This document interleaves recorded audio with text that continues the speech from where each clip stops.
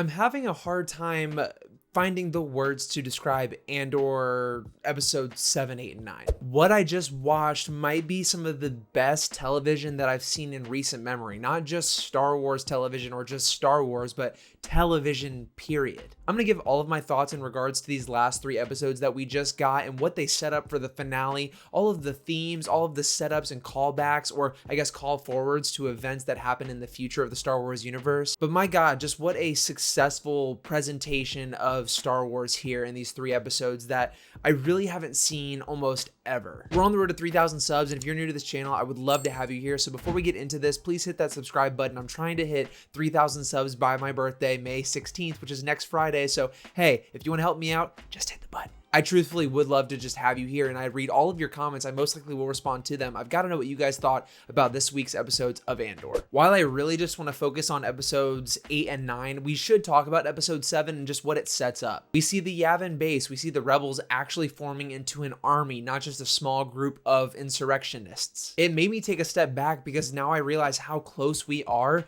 to the events of A New Hope. Mom Mothma's here. She's on Yavin. I mean, all of the things are coming together, and it really gets me excited to just watch Rogue One after these 3 episodes. I just can't imagine what the finale has. One of the coolest things that episode 7 does in my mind is shows Syril and Dedra's relationship kind of devolving. And we'll get more into this with episode 8 during the Gorman massacre, which, my God, don't even get me started. We're going to go so deep into that and what it made me feel. But you really get the feeling that Syril was and always has been a pawn for Dedra. It's only now when things are turning so dire that she might actually have some feelings for him, but at the same time, she's still putting him in harm's way, and they're only there because of her secret assignment. Her character is thinking so many different things at this point. It's really hard to get a clear picture of what's going through her mind. Keeping in mind, she has to report to Partagaz, and not with any emotion. He even brings it up to her. She needs to relax and talk like a professional, not like a babbling child who's actually worried about these people that they're oppressing and potentially killing. It's really the first moment where Dedra is maybe feeling a little bit of regret, and yeah, I wonder why.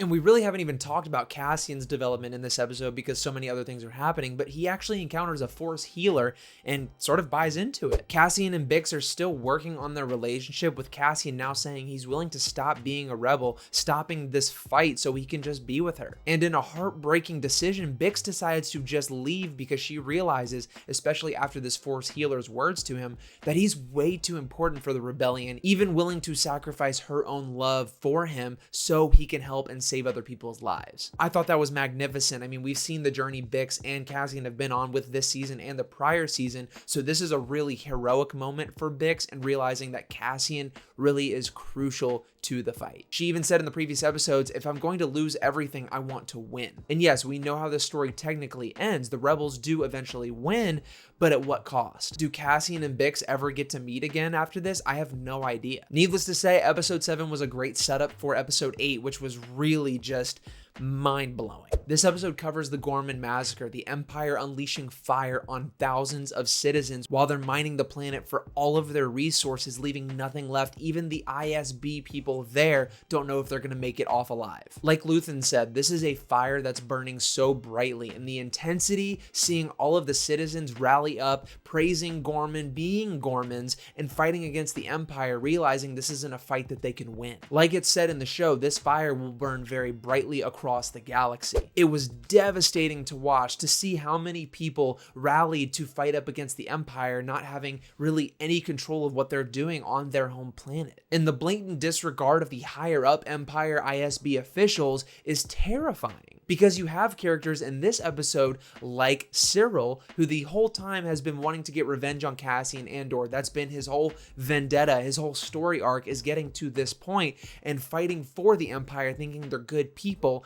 And this is the first time when it finally comes to coming to shoving, Syril realizes maybe, just maybe, I'm on the wrong side here. And I'm saying just maybe because I don't know if he's technically turning to the good side, but he definitely sees what the Empire is doing to all of these people. Him standing with the people that he actually was hiding with and spying on, causing their own deaths. The blood is on Syril's hands and he doesn't really know how to take it. It all comes to a head with Syril when he actually sees Cassian and tries to kill him. And in the craziest line, Cassian says to Syril, who even are you? And at that point, Syril gets killed. I can see people maybe being a little upset about this, but I think this is done perfectly. That last line of Cassian saying, who even are you, to Syril shows how headstrong he was and how narrow his view was on just this one task, not looking around, which he finally does in his final moments, at what's really happening. Syril is a nobody. Cyril's not important in the slightest. Even Cassian, who's been fighting all of these Empire people, don't know who he is. Syril has been thinking this entire season and series that he's doing the right thing. He's fighting the good fight, when in reality, when he takes those rose-tinted glasses off and the blinders off, he realizes he's on the wrong side. Not only that, but all of the work he's put in to fight the rebels has been technically for nothing. There's no reward for him. It's the opposite. He's been used time and time again, and he's actually kind of a tragic character. On the other hand, we have Dedra here, who's watching the work that she's doing, kind of relishing in it, realizing that she's going to get a huge promotion and be, a top official in the Empire.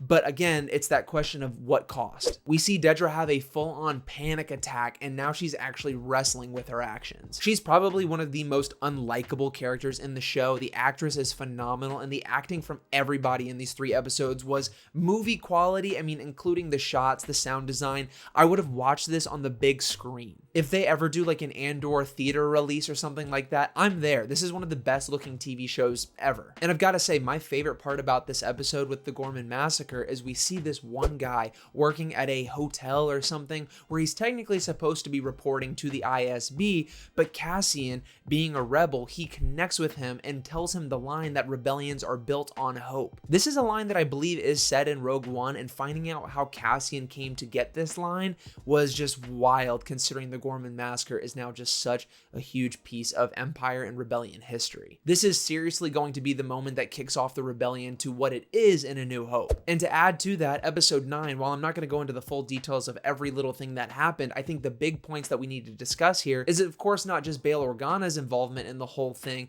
but Mon Mothma's speech in the Senate. This is when Mon Mothma forgets everything else and is fully focused on being a rebel, fighting the Empire, and joining the rebellion. I literally got chills when Mon Mothma said Emperor Palpatine's name, and then the Empire shuts the broadcast off. Just imagining the citizens of Coruscant and the citizens of other planets who are listening into this, finding out that, oh my god, the rumors are probably true. In fact, we know now they are. The Empire can no longer hide behind its lies here. You have Mon Mothma and all of these other things happening where the Empire is just bad. The problem is they've got what they want now, and they can build the Death Star. I do have to back up. The moment where Bix leaves Cassian because of his importance to the rebellion is actually at the end of the final episode, episode 9, and that adds even more weight. Cassian has nothing to fight for but Bix in her dream to win against the Empire. And the only way he'll see her again is if they win. I'm so surprised that this show has not been more streamlined and talked about everywhere, because it's just so freaking good. Every quality of cinema is there. Visuals, writing, the character work, the acting, the sound design. Even some of these special effects are much better than what I've seen in big movies releasing in this past year or so. Finally getting a super adult Star Wars show has been something that I wasn't sure how I'd feel about,